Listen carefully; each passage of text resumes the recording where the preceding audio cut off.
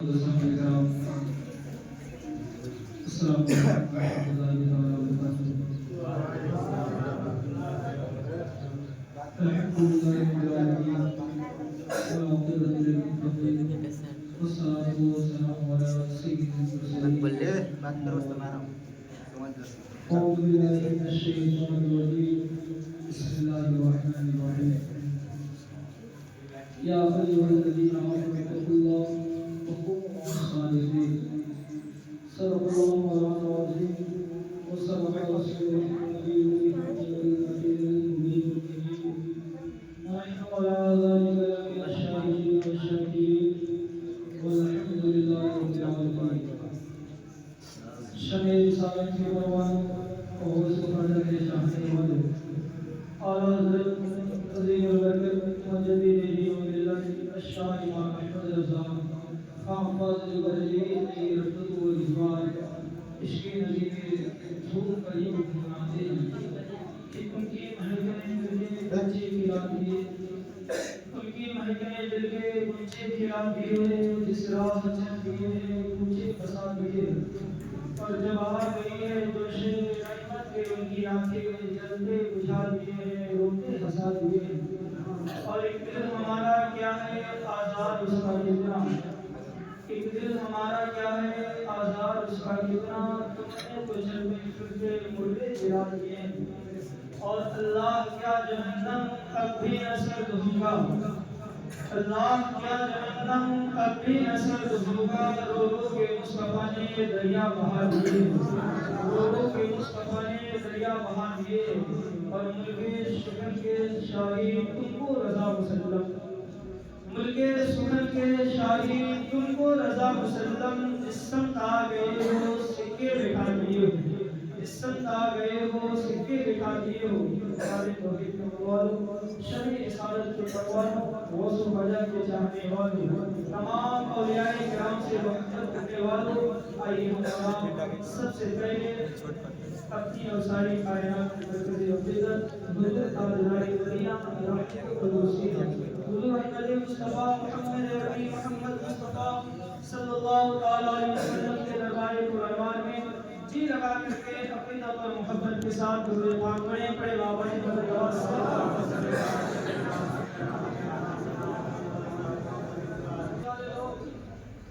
رشتہ داری میں آئے یا مہمانی میں آپ لوگ نہیں پڑھنا ہے آپ لوگ کو آتا نہیں پڑھنے کی درود شریف پڑھنے مطلب شرمانا کیا بڑی جی لگا کر کے بلند آواز سے اللہم صلی علی سیدنا سفینا حبیبنا مولانا محمد اکبر کو صلی اللہ علیہ وسلم یا رسول اللہ صلی اللہ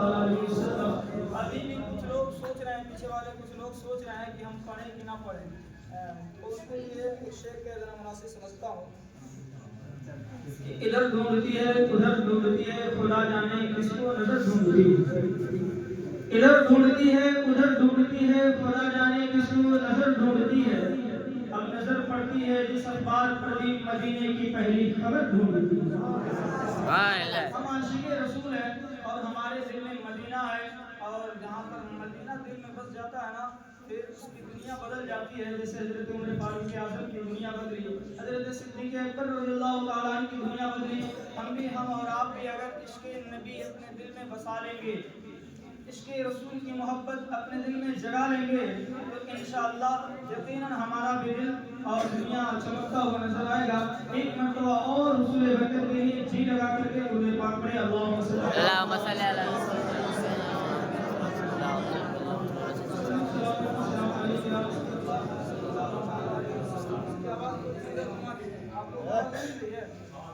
ٹھیک ہے آواز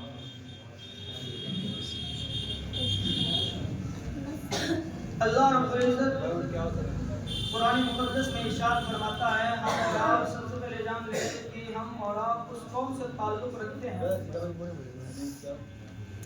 جس کو ہم اور آپ اہل سنت والجماعت کہتے ہیں اس کا مطلب کیا جانتے ہیں آپ اہل سنت والجماعت یعنی ہم اور آپ حضور پاک صلی اللہ تعالیٰ علیہ وسلم کی ذات بابرکت سے اتنی محبت کرنے والے ہیں اتنی محبت کرنے والے ہیں کہ ان کی محبت میں اگر اپنے آپ کو قربان کرنا پڑے تو کر دیتے ہیں بات صحیح ہے ہر عاشق رسول کی یہ تمنا ہوتی ہے کہ کاش نبی کی بتائے ہوئے راستوں پر ہم بھی قربان کر دیتے ہیں تاکہ ہمارا بھی شہیدوں میں نام لکھ دیا جائے. بولے نا صحیح بات ہے.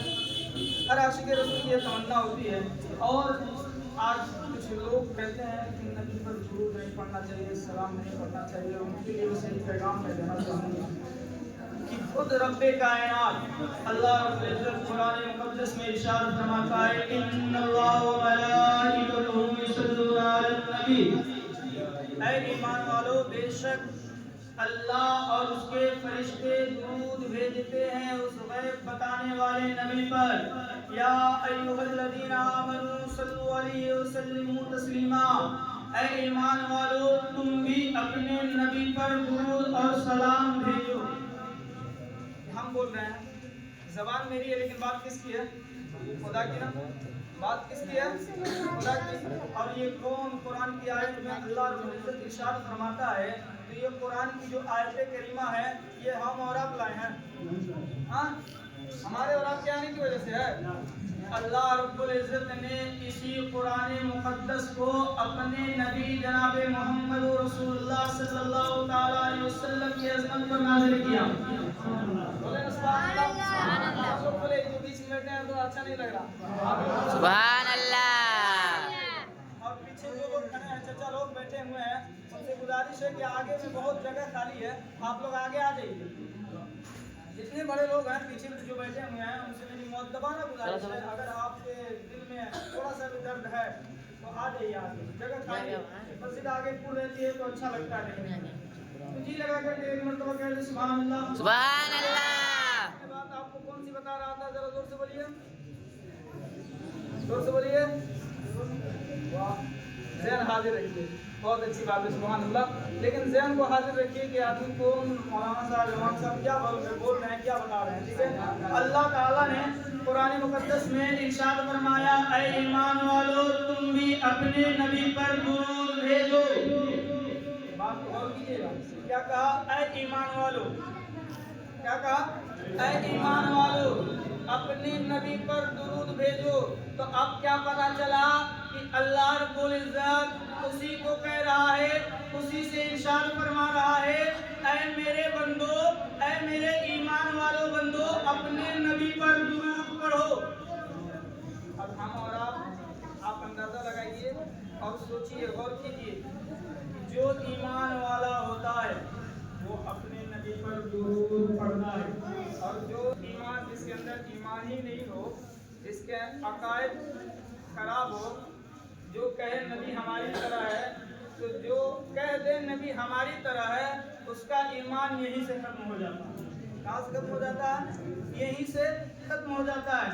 اب وہ لاکھ کلمہ پڑھے, لاکھ نمازیں پڑھے, لیکن اس کی نماز قبول نہیں ہو سکتی کیونکہ اس کے دل میں نبی کی محبت نہیں ہے. اس کے دل میں نبی کی محبت نہیں ہے. اور یہ جو قرآن کریم کا اعجاز تو اتنا بڑا ہے, اتنا بڑا کہ ہم اور آپ کی کیا اوقات کی اس کے اعجاز کو ہم اور آپ بیان کریں.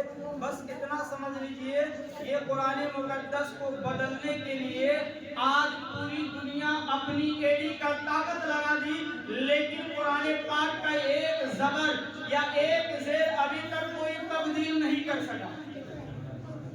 قرآن پاک کی ایک آیت ابھی تک کوئی تبدیل نہیں کر سکا. آپ لوگوں نے نام سنا ہوگا کچھ عرصے پہلے, وسیم رضوی نام کر کے کوئی کتا تھا نا, وسیم رضوی کر کے کوئی کتا بھوک رہا تھا.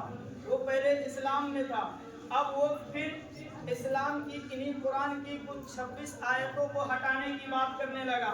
اللہ رب العزت کو یہ گوارا نہ ہوا, اس کے دل سے ایمان کی دولت چھین لی, اب وہ کافروں میں شمار ہو گیا. بولے نا, اس کو لگا کہ یہ میں جو کر رہا ہوں میں خود اپنی مرضی سے نہیں کر رہا, اپنی مرضی سے کر رہا ہوں.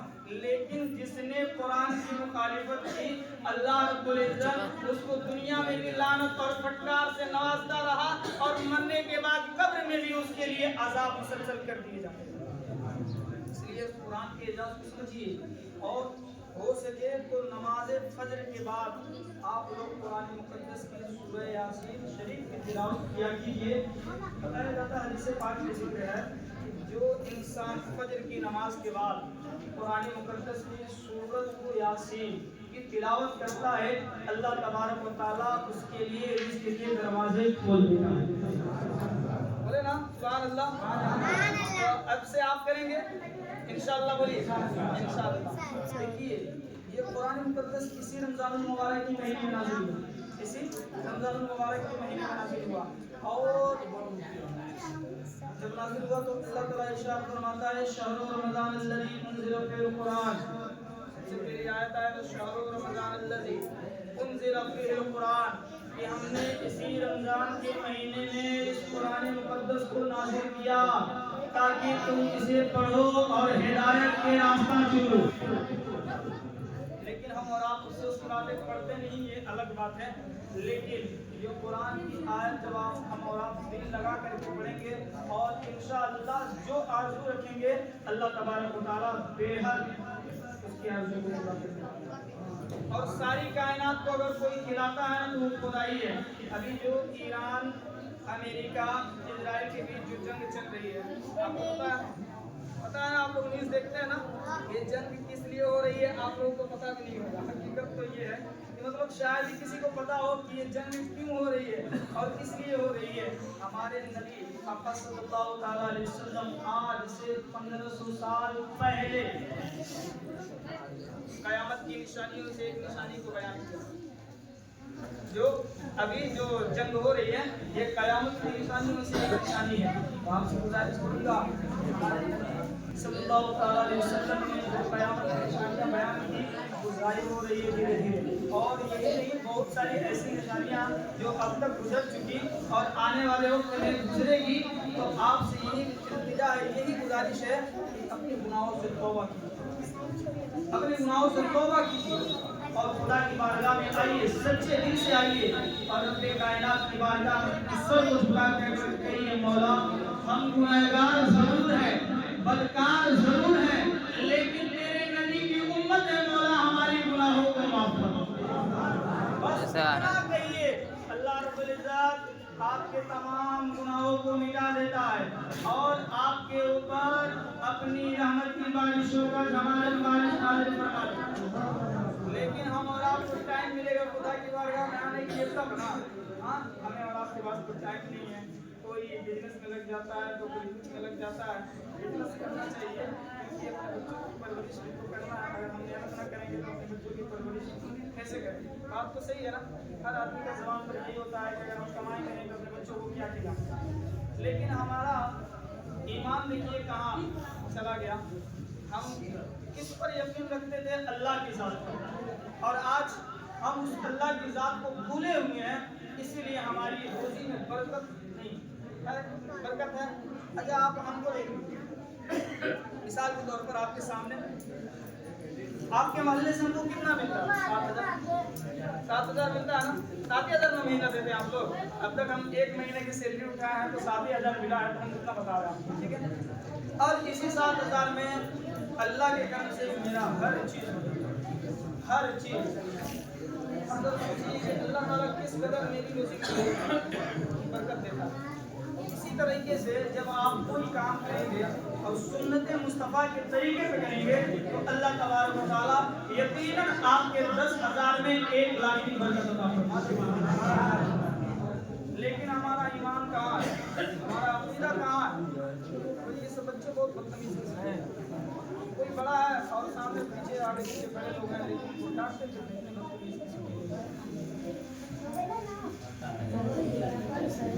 اللهم صل على سيدنا سيدنا نبينا مولانا محمد صلى الله عليه وسلم. مبارک کے مہینے میں اللہ رب العزت نے قرآن شریف اتارا تاکہ ہم مسلمان اس کو پڑھیں اور اس کو ہدایت کے راستے پر چلیں. اللہ رب العزت نے یہ قرآن کس پر نازل کیا؟ ہمارے نبی پر. کس پر؟ ہمارے نبی پر. اور رمضان المبارک کے مہینے میں جو ہم اور آپ روزہ رکھتے ہیں آپ کو معلوم ہے کس لیے رکھتے ہیں؟ بولے نا.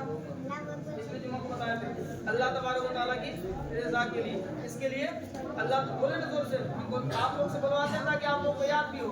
بولے زور سے. اللہ کی رضا کے لیے، خدا کی رضا کے لیے. یہ روزہ صرف خدا کے لیے ہوتا ہے. کس کے لیے؟ خدا کے لیے. یہ روزہ صرف اور صرف خدا کے لیے. دنیا میں اور ہم کوئی عبادت کریں گے تو اللہ تبارک و تعالیٰ اس کے بدلے میں نیکیاں دے گا. اس کے بدلے بولے نا بولے سبحان اللہ. اللہ تبارک و تعالیٰ جیسے ہم قرآن پڑھتے ہیں تو اللہ تبارک و تعالیٰ اس کے بدلے ثواب دے گا اور اس کے بدلے ثواب دے گا اور ہمارے گناہوں کو معاف فرمائے گا اور ہمارے درجات کو بلند فرمائے گا. لیکن روزہ ہی ایک ایسی عملی عبادت ہے کہ اللہ تبارک و تعالیٰ ارشاد فرماتا ہے الصومنی وانا اجزی بہ. روزہ صرف میرے لیے ہوتا ہے اور روزے دار جو یہ روزہ رکھ کر کے امتحان میں کامیاب ہو جاتا ہے اللہ تبارک و تعالیٰ اس کے ساتھ ہو جایا ساتھ ہو جایا کرتا ہے. تو یہ روزہ جو ہم پر فرض ہے جیسے صفا اور مروہ کے درمیان حاجیوں کا دوڑنا. حضرت حاضرہ رضی اللہ تعالیٰ عنہ اپنے ننھے بچے کے لیے جو پانی تلاش کرنے کے لیے صفا اور مروہ کے جو چکر لگائی یہی ادا اللہ تبارک و تعالیٰ کو اتنی پسند آئی کہ رب نے اعلان کر دیا کہ صبح قیامت تک حاجی جب تک اس کا طواف نہ کرے اس کا حج مکمل نہیں ہوگا. ٹھیک اسی طریقے سے غار حرا میں جناب محمد رسول اللہ صلی اللہ تعالیٰ علیہ وسلم اسی رمضان المبارک کے مہینے میں دن میں بھوکا رہا کرتے تھے اور رات کو اللہ اور اس کے اللہ کی عبادت میں مشغول رہا کرتے تھے. تو اللہ تبارک و تعالیٰ کو بھی یہ ادا پسند آ گئی. اللہ تبارک و تعالیٰ نے اسی لیے رمضان المبارک کے روزے ہم مسلمانوں پر فرض کر دیے تاکہ ہمارے نبی جناب محمد رسول اللہ صلی اللہ تعالیٰ علیہ وسلم کی سنت زندہ ویسے سبحان اللہ سبحان اللہ. جناب محمد رسول اللہ صلی اللہ تعالیٰ علیہ وسلم کی سنت زندہ رہے. جب ایک شعر میں ذہن میں آ گیا کہ ساری دنیا کو نیند آ گئی ہے ان کا دیوان بیدار ہے آپ ہی فیصلہ کیجیے کون جنت کا حقدار ہے. سبحان اللہ سبحان اللہ. شاعر کہتا ہے کہ ساری دنیا کو نیند آ گئی ہے ان کا دیوانہ بیدار ہے آپ ہی فیصلہ کیجیے یا رسول اللہ آپ ہی فیصلہ کیجیے کون جنت کا حقدار ہے. اور یہ شعر پڑھنے کا مطلب آپ کو بتاتا ہوں کہ آج پوری دنیا تہس نہس ہو چکی ہے تباہ و بربادی کے کگار پر کھڑی ہے. لیکن امت مسلمہ کو دیکھو ذرا اسی رمضان المبارک کے مہینے میں چلے جاؤ کسی مسلمان کے گھر میں چلے جاؤ اور اس کے 10 سال کے بچے سے کھڑا کر کے پوچھو کہ بتا تو بھوکا ہے؟ وہ کہے گا ہاں میں بھوکا ہوں. کیا تو پیاسا ہے؟ ہاں کہے گا ہاں میں پیاسا ہوں. اب ذرا اس کے دل سے پوچھو کہ تو جو بھوکا ہے اس کے نام پر بھوکا ہے تو جو پیاسا ہے اس کے نام پر پیاسا ہے. وہ برگزیدہ بچہ بول پڑے گا کہ مولانا تجھے معلوم نہیں مولانا تمہیں معلوم نہیں یہ رمضان المبارک کا مہینہ چل رہا ہے. اللہ رب العزت نے ہم مسلمانوں پر رمضان المبارک کے روزے فرض کیے تاکہ ہم پر رحم ہو تاکہ ہم پر کرم ہو. یہ رمضان المبارک کا مہینہ اتنا پاک اور عظمت والا ہے. اب میں بچے سے سوال کروں گا بچہ ذرا بتا تو صحیح کیا تم نے خدا کو دیکھا ہے؟ کہا تم نے خدا کو دیکھا ہے؟ کیا تم اس نبی کی بات سن کر کے تو رمضان المبارک کے مہینے میں روزہ رکھتا ہے کیا تم نے نبی کو دیکھا ہے؟ وہ بچہ کہے گا میں نے تو دیکھا نہیں میرے پاس اتنی مقدس والی جو کتاب ہے اس کتاب کو جب میں پڑھتا ہوں الف لام میم ذالک الکتاب لا ریب فیہ اللہ رب العزت ارشاد فرماتا ہے یہ قرآن مقدس ایسی کتاب ہے جس میں شک اور شبہ کی کوئی گنجائش ہی نہیں. جبھی تو شاعر قلم اٹھاتا ہے اور کہتا ہے اخلاق و مروت کا عنوان نہیں پڑھتے سرکار دو عالم کا فرمان نہیں پڑھتے اور وہ کیسے مسلم ہے جو صبح کو اٹھ کر اخبار کو پڑھتے ہیں مگر قرآن سبحان اللہ سبحان اللہ. مگر قرآن نہیں پڑھتے ہیں. میرا ذہن جتنا اچھا بنے گا اتنی اچھی باتیں آپ کو بتاؤں گا. ذرا زور سے بول دیجیے سبحان اللہ سبحان اللہ. ایک نبی گزرے ہیں کچھ عرصے پہلے ایک نبی گزرے آگے میں کروں گا نا ایوب علیہ السلام کا کیا تھا بولیے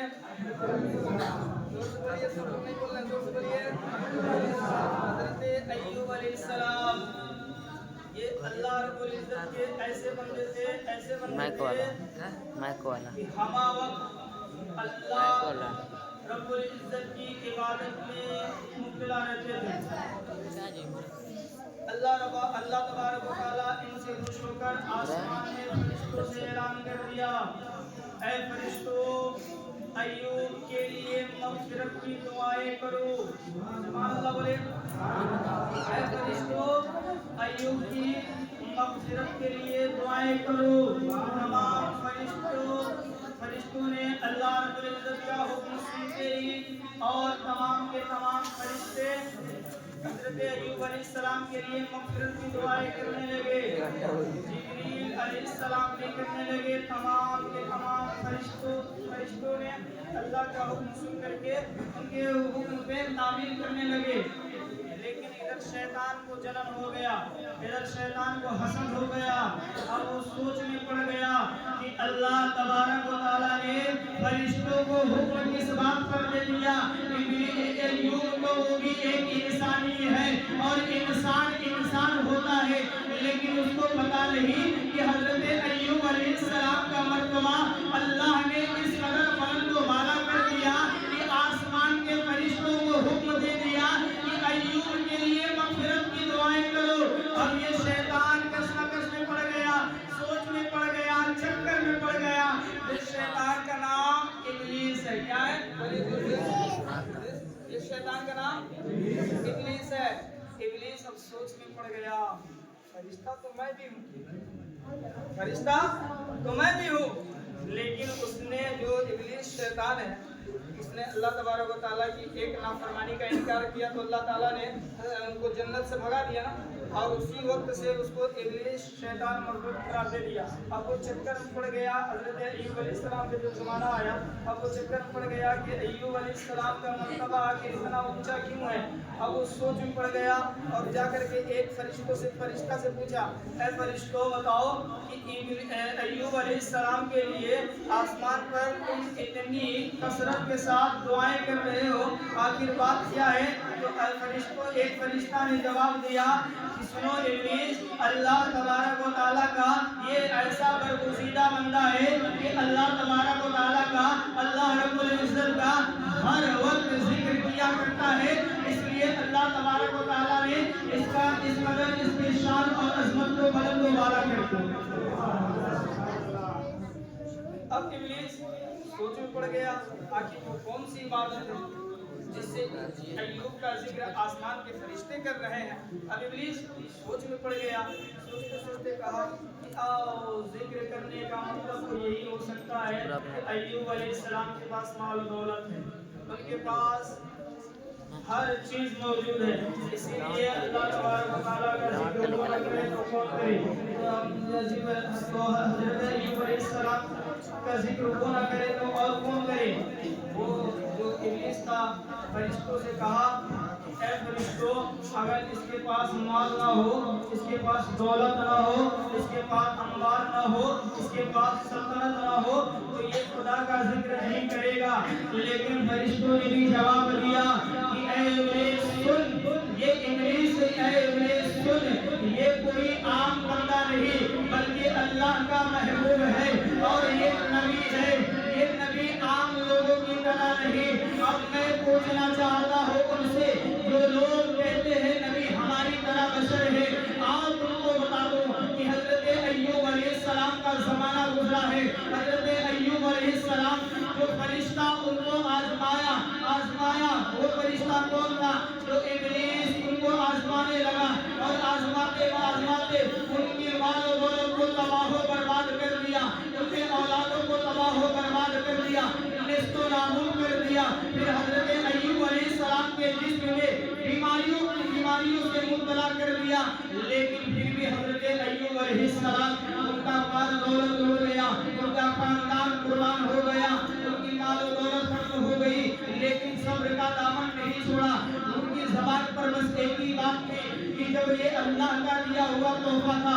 اور خدا نے اپنا دیا ہوا چیز اپنا پاس واپس لے لیا تو کیا ہوا؟ اس میں رنجش کرنے کی کیا بات ہے؟ اس میں غمگین ہونے کی کیا بات ہے؟ اس میں ناشکری کرنے کی کیا بات ہے؟ مثلا ہمارے پاس جو اولاد ہے یہ خدا کی دی ہوئی نعمت ہے، مطلب ہمارے پاس جو دولت ہے یہ بھی خدا کی دی ہوئی نعمت ہے۔ اگر دولت واپس لے لے تو اس میں کون سی شکوہ شکایت کی بات ہے؟ اس میں کون سی غمگین ہونے کی بات ہے؟ اولاد کا انتقال ہو جائے تو اولاد یہ تو خدا کی دی ہوئی نعمت ہے، اگر اولاد وہ اللہ تبارک و تعالیٰ انتقال فرما دے اور وہ اپنی چیز دی ہوئی واپس لے لے تو اس میں کون سی رنجش ہونے کی بات ہے؟ اسی فکر کے ساتھ حضرت جبریل علیہ السلام عرض کیے کہ اے اسماعیل، حضرت جبریل علیہ السلام عرض کیے کہ اے فرشتوں سن، یہ کوئی اور ہوگا جو نبی کے بتائے ہوئے راستے سے پھسلتا ہے، لیکن یہ ایوب علیہ السلام ان کی ذات اللہ تبارک و تعالیٰ کی ذات پر اس قدر یقین ہوتا ہے کہ اللہ تبارک و تعالیٰ کی شان میں کبھی کوئی بے ادبی نہیں کی۔ لیکن آج ہمارے اولاد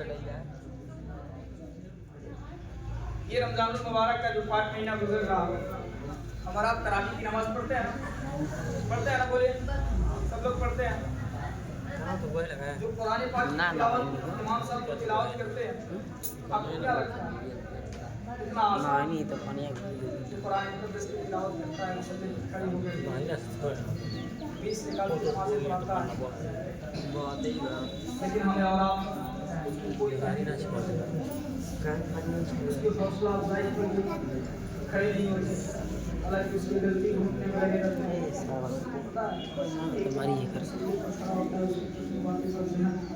کتنی چیزوں پر غور کرنا پڑتا ہے، کب کہاں پر رکوع کرنا ہے، کون سی آیت پڑھ کر کے رکوع کرنا ہے، کون سی آیت پڑھ کر کے رکوع کرنا ہے، پھر سجدہ میں جانا ہے، پھر اگلے رکعت کے لیے کھڑے ہونا ہے، پھر وہاں سے جہاں سے پڑھ کر کے چھوڑے ہیں پہلی رکعت میں پھر اس کے آگے پڑھنا ہے، یہ جتنی باتوں کو ذہن میں رکھنا پڑتا ہے۔ اور کئی رکعت ہو گئی، کئی رکعت ابھی باقی ہے، ہر 4 رکعت کے بعد دعا بھی کرنی ہے، لیکن ہوتی ہے نا 4 رکعت کے بعد سبحان ذی الملک والملک سبحان ذی الملک والملک، ہاں پڑھتے ہیں نا؟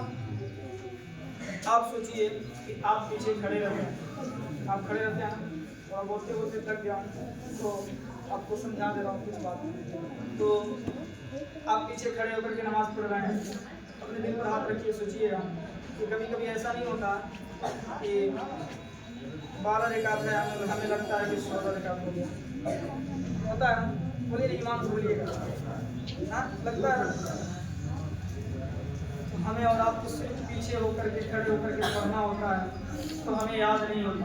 تو ذرا سوچیے جو کھڑا جو کر کے مسئلے پر جو پڑھاتا ہے کتنی باتوں کو نظر میں رکھتا ہے، کتنی باتوں کو دھیان میں رکھتا ہے، اس کی محنت ہوتی ہے نا، اس کی محنت ہوتی ہے نا، ایک حافظ قرآن کی محنت دن بھر قرآن شریف لے کر کے پڑھتا رہتا ہے، ایک حافظ قرآن دن بھر قرآن شریف لے کر کے پڑھتا رہتا ہے، کیوں کہ اس کو رات میں سنانا ہے۔ اچھا بتائیے ایمان سے بتائیے گا کتنے لوگ سنتے ہیں؟ کیا سب لوگ حافظ قرآن ہیں؟ بولے نا سب لوگ حافظ قرآن ہیں؟ نہیں نا۔ اب وہ پڑھنے والا چاہے 10 طرح کی تلاوت کرے کہیں بھی اس طرح ہو، بولے نا صحیح بات، لیکن ایسا نہیں ہوتا۔ وہ جانتا ہے حافظ قرآن کہ پیچھے ہمارے ایک بھی حافظ نہیں ہے، لیکن پھر بھی جب وہ مصلی پر کھڑا ہوتا ہے تو اس کے پیر کانپنے لگتے ہیں، کیوں؟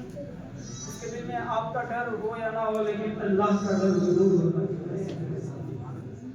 اس کے دل میں آپ کا ڈر ہو یا نہ ہو لیکن اللہ کا ڈر ضرور ہوتا ہے۔ اور جب مصلی پر کھڑے ہو کر کے تراویح کی نماز پڑھاتا ہے نا تو قسم خدا کی اس انسان سے پوچھیے گا جس نے تراویح کی نماز پڑھایا ہو اور جو سچے دل سے تراویح کی نماز پڑھتا ہو۔ ہمیں اور آپ جب تراویح کی نماز پڑھتے ہیں تو ہمارا ذہن یہ ہوتا ہے کہ کل جانا ہے، کل جانا ہے مارکیٹ لانے، تو سیب ختم ہو گیا کل کے افطار میں سیب لانا ہے، تو انگور ختم ہو گیا کل کے افطار میں انگور لانا ہے۔ بولیے نا حقیقت بات ہے کیا؟ صحیح بات ہے نا؟ ذرا سوچیے ہمارا ذہن تو کہیں اور ہے، ہمارا ذہن کہیں اور ہے۔ اب ہم مسجد میں کھڑے ہو کر کے نماز پڑھیں گے تو کوئی فائدہ حاصل ہوگا؟ بولے نا کوئی فائدہ حاصل ہوگا؟ کوئی مطلب بنے گا؟ ہمارا کہنے کا مطلب یہی ہے آپ سے کہ آپ